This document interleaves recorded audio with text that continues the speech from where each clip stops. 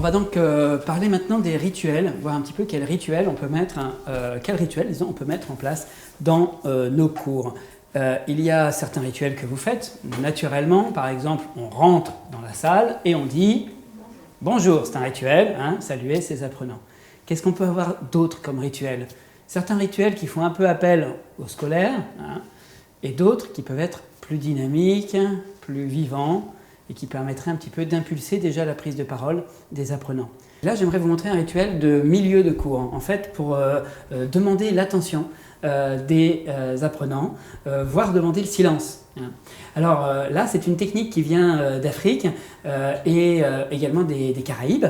Chez les conteurs africains, très souvent, ils lancent un cri pour vérifier que le public est bien attentif et a bien compris l'histoire. Et le public doit répondre par un autre cri.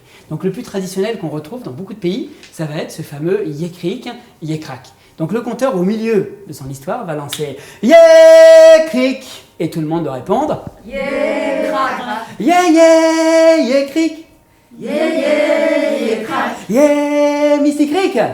Yeah, mystikrak. Et je vous assure que ça crée une relation formateur-apprenant très positive, surtout avec un public adulte finalement, où c'est un peu difficile de leur dire taisez-vous, silence, justement, hein, de les mettre en position comme ça d'élèves. Eh bien non, on va avoir un cri de ralliement entre nous.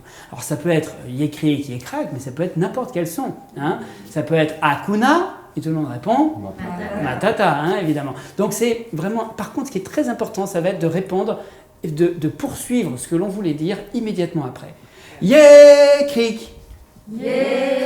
Donc maintenant, on y va. Et là, ne leur laissez pas une seconde, parce que ça va créer la tension, ça va créer voilà, ce phénomène d'être tous ensemble. Donc c'est le moment de rebondir, sinon il pourrait y avoir à nouveau des conversations, à nouveau du bruit, à nouveau, etc. Et après vous le répétez une fois, deux fois, trois fois, au troisième fois ils ont compris que c'était un rituel et que vous leur demanderez régulièrement ça pour demander l'attention, pour demander le silence, pour se demander si ça va, hein, un petit code comme ça entre nous. Bon, ça n'a pas marché une fois, allez, on va essayer une deuxième. Ça ne marche pas une deuxième fois, bon, une dernière à la limite. Mais après, on abandonne si vraiment on se rend compte que ça ne marche pas avec ce groupe, c'est pas grave.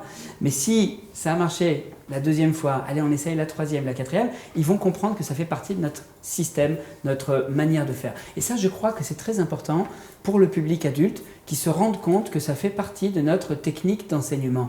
C'est notre manière d'enseigner. J'ai un prof de français ou une prof de français, alors on lance des balles, on bouge, mais bon, on apprend, c'est rigolo, il y a une bonne atmosphère, c'est sympa. J'ai un autre prof d'autre chose, bon, ben on est toujours assis, on est comme ça, comme ça. Mais ils doivent repérer que c'est votre manière de travailler. Et l'autre rituel qui est très intéressant à mettre en place, c'est le rituel du bocal. On va noter ce que l'on a vécu ensemble. Alors ça serait par exemple sur une couleur comme ça, très positive. On se dit voilà, tout ce que l'on a vécu de positif ensemble, on le met dans le bocal. Mais aussi tout ce que l'on a appris. Hein. On a appris à se repérer dans l'espace, à demander une information, etc.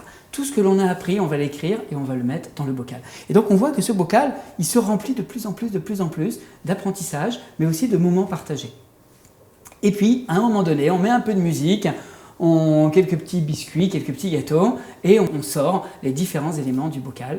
Et on va dire, ah oui, vous vous rappelez, on avait travaillé sur ça. Ah, vous vous rappelez ce moment où on avait vécu telle chose ensemble, etc. Et donc, ça va permettre de revivre et aussi de réviser eh bien, certaines notions et certains moments vécus.